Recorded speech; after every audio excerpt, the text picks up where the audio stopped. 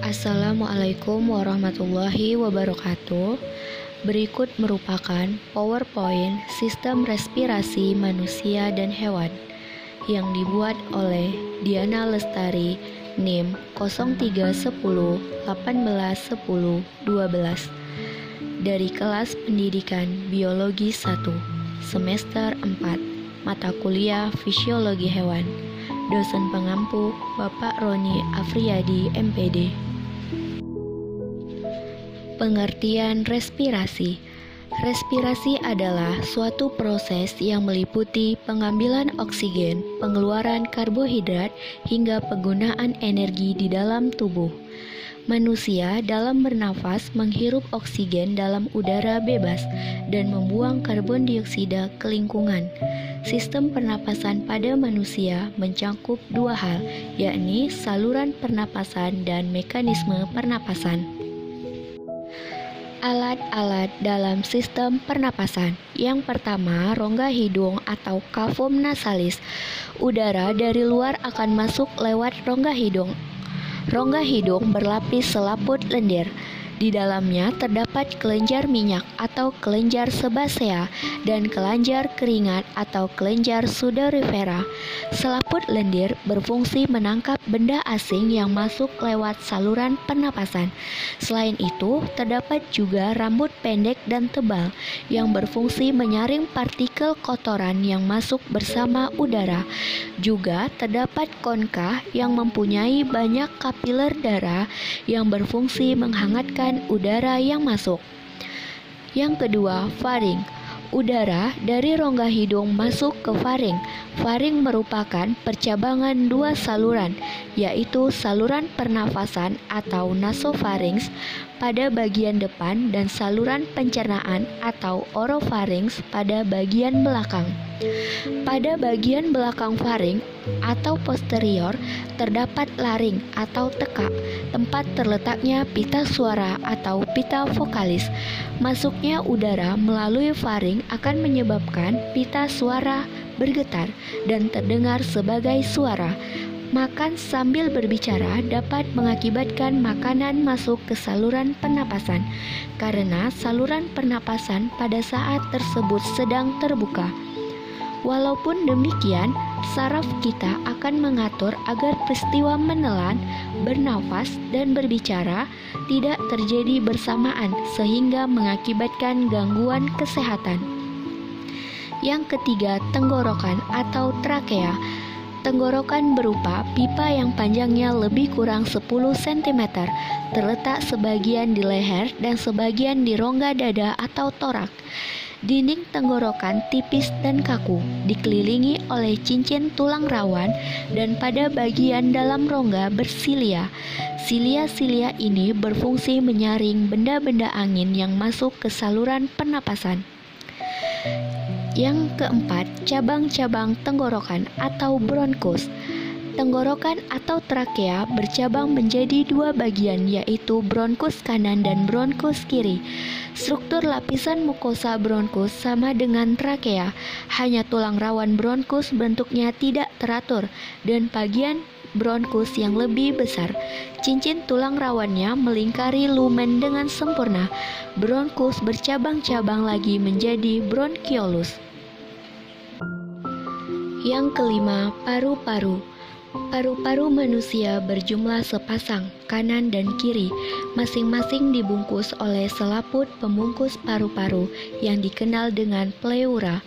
Pleura ini merupakan selaput tipis rangkap dua. Di antara selaput tersebut dengan paru-paru terdapat cairan limfa yang berfungsi untuk melindungi paru-paru dari gerakan pada waktu mengembang dan mengempis. Mengembang dan mengempisnya paru-paru disebabkan perubahan tekanan dalam rongga dada. Yang keenam, alveolus. Alveolus atau saluran udara buntu merupakan saluran akhir dari alat pernapasan. Alveolus berupa gelembung-gelembung udara.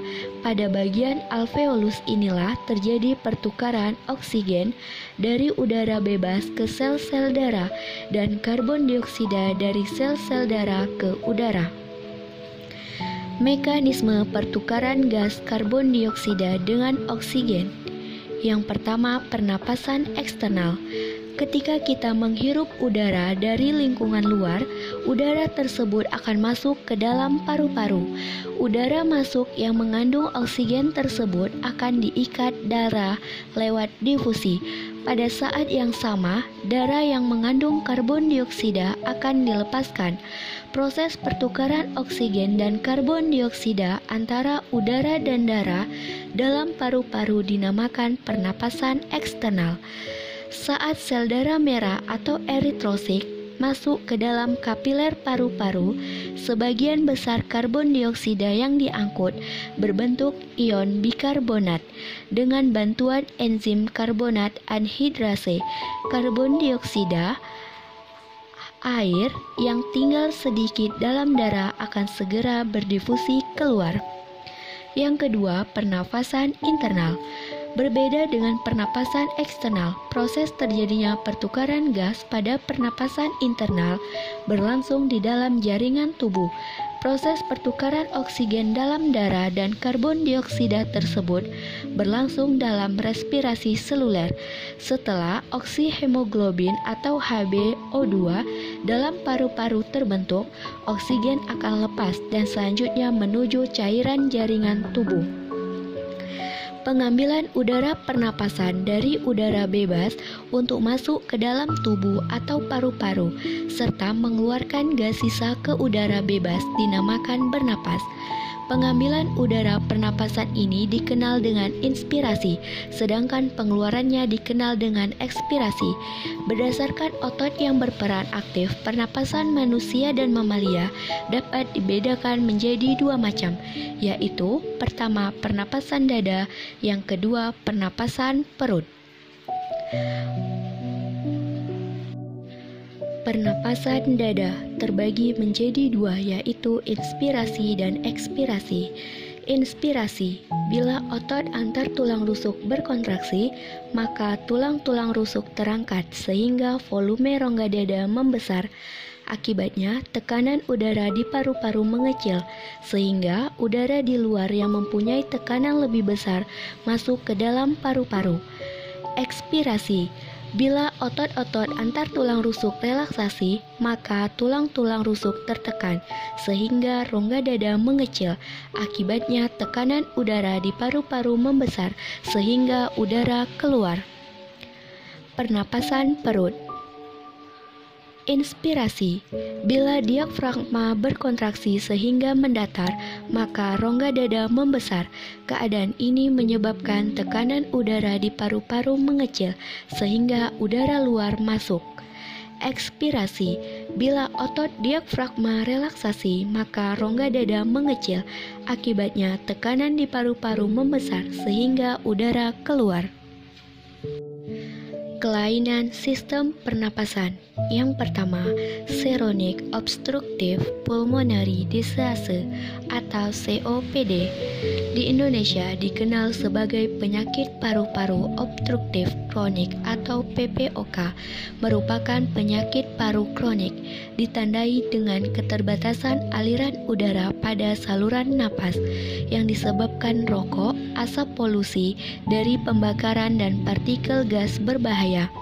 Yang kedua, emfisema, yakni rusaknya paru-paru yang ditandai dengan robeknya alveolus, sehingga tempat pertukaran udara di alveolus pun terganggu. Yang ketiga, bronkitis, yakni radang yang terjadi pada bronkus akibat infeksi. Yang keempat, kanker paru-paru, terjadi akibat kebiasaan merokok. Racun yang terkandung dalam rokok merangsang pertumbuhan sel paru-paru menjadi tidak normal dan tak terkendali. Selanjutnya, pneumonia, yakni peradangan pada paru-paru yang disebabkan oleh infeksi bakteri Diplococcus pneumoniae.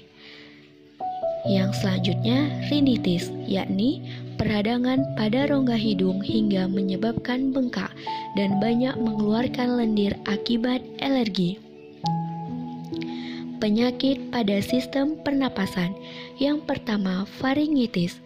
Faringitis adalah radang pada faring karena infeksi, sehingga timbul rasa nyeri pada waktu menelan makanan ataupun kerongkongan terasa kering. Gangguan ini disebabkan oleh infeksi bakteri atau virus. Bakteri yang biasa menyerang penyakit ini adalah Streptococcus pharyngitis. Yang kedua, asma. Asma adalah kelainan penyumbatan saluran pernapasan yang disebabkan oleh alergi seperti debu, bulu, ataupun rambut. Yang ketiga, influenza yakni penyakit influenza disebabkan oleh virus influenza. Yang keempat, bronkitis. Bronkitis berupa peradangan pada selaput lendir dari saluran bronkial. Sementara itu, pleuritis adalah peradangan pada pleura, lapisan pelindung yang membungkus paru-paru. Laringitis adalah pembengkakan di laring, sedangkan sinusitis adalah pembengkakan pada sinus atau rongga hidung. Yang kelima, tuberkulosis atau TBC. TBC adalah penyakit yang disebabkan oleh bakteri Mycobacterium tuberculosis. Bakteri ini dapat menyerang seluruh organ tubuh manusia, namun yang paling sering diserang adalah paru-paru. Maka secara umum sering disebut sebagai penyakit paru atau TB paru-paru. Yang keenam, difteri. Difteri adalah infeksi pada saluran pernapasan bagian atas, pada umumnya disebabkan oleh Corynebacterium diphtherial. Pada tingkat lanjut, penderitanya dapat mengalami kerusakan selaput jantung, demam, lumpuh, bahkan meninggal dunia.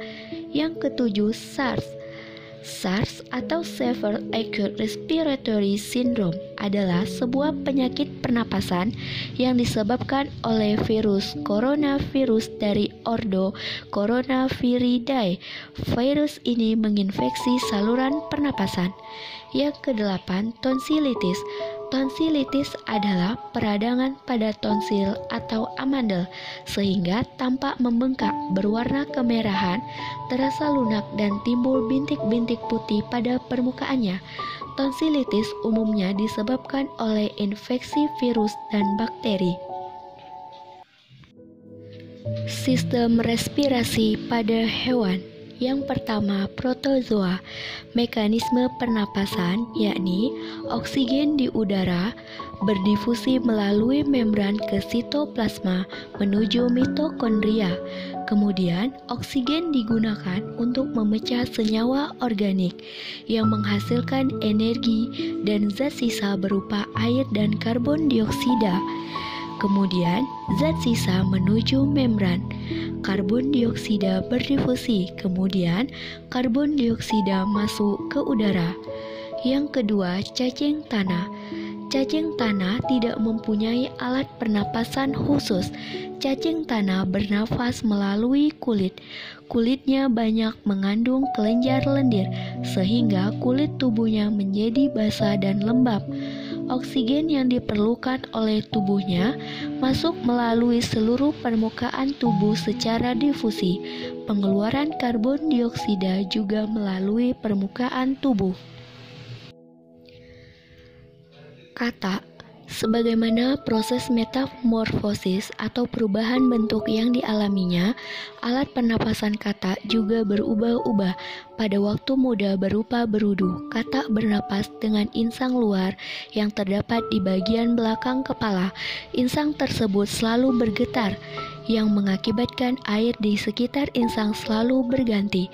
Oksigen yang terlarut dalam air berdifusi di dalam pembuluh kapiler darah yang terdapat dalam insang.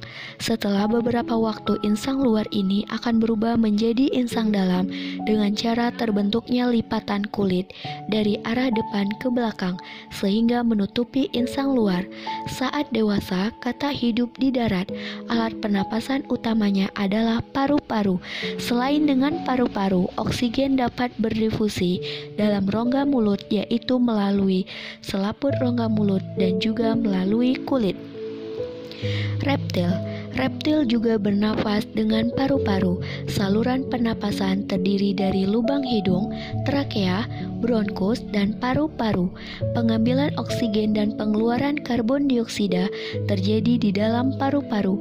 Keluar masuknya udara dari dan keluar paru-paru karena adanya gerakan-gerakan dari tulang rusuk. Burung. Saluran pernapasan burung terdiri atas lubang hidung, trakea, bronkus, dan paru-paru. Tetapi, burung juga mempunyai alat bantu pernapasan yang disebut pundi-pundi udara. Pundi udara adalah gelembung yang berhubungan dengan paru-paru. Pundi-pundi udara berfungsi untuk membantu pernapasan pada saat burung terbang dan membantu membesarkan rongga siring sehingga dapat memperkeras suara. Siring adalah alat suara yang ada bagian bawah trakea. Ikan bernapas dengan 4 pasang insang yang terdapat pada sisi kiri dan kanan kepala. Insang yang ditutup oleh tutup insang atau operkulum. Proses pernapasan pada ikan adalah dengan cara membuka dan menutup mulut secara bergantian. Dengan membuka dan menutupnya tutup insang. Pada waktu mulut membuka, air masuk ke dalam rongga mulut, sedangkan tutup insang menutup. Oksigen yang terlarut dalam air masuk berdifusi ke dalam pembuluh kapiler darah yang terdapat dalam insang. Dan pada waktu menutup, tutup insang membuka dan air dari rongga mulut keluar melalui insang. Bersamaan dengan keluarnya air melalui insang, karbon dioksida dikeluarkan. Pertukaran oksigen dan karbon dioksida terjadi pada lembaran insang. Serangga. Sistem pernapasan pada serangga disebut sistem trakea. Oksigen yang dibutuhkan oleh serangga tidak diedarkan oleh darah, tetapi diedarkan oleh trakea yang bercabang-cabang ke seluruh tubuh. Cabang kecil trakea yang menembus jaringan tubuh disebut trakeolus. Masuknya udara untuk pernapasan tidak melalui mulut, melainkan melalui stigma atau spirakel. Proses pernapasan pada serangga terjadi sebagai berikut. Dengan adanya kontraksi otot-otot tubuh, maka tubuh serangga menjadi mengembang dan mengempis secara teratur. Pada waktu tubuh serangga mengembang, udara masuk melalui stigma, selanjutnya masuk ke dalam trakea, kemudian ke dalam trakeolus, dan akhirnya masuk ke dalam sel-sel tubuh. Selanjutnya, oksigen masuk ke dalam sel-sel tubuh. Karbon dioksida hasil pernapasan dikeluarkan melalui sistem trakea, juga yang akhirnya dikeluarkan melalui stigma pada waktu tubuh serangga mengempis. Baik, demikianlah penjelasan tentang respirasi manusia dan hewan. Dari saya Diana Lestari dari Tadris Biologi Universitas Islam Negeri Sumatera Utara. Sekian dan terima kasih. Wassalamualaikum warahmatullahi wabarakatuh.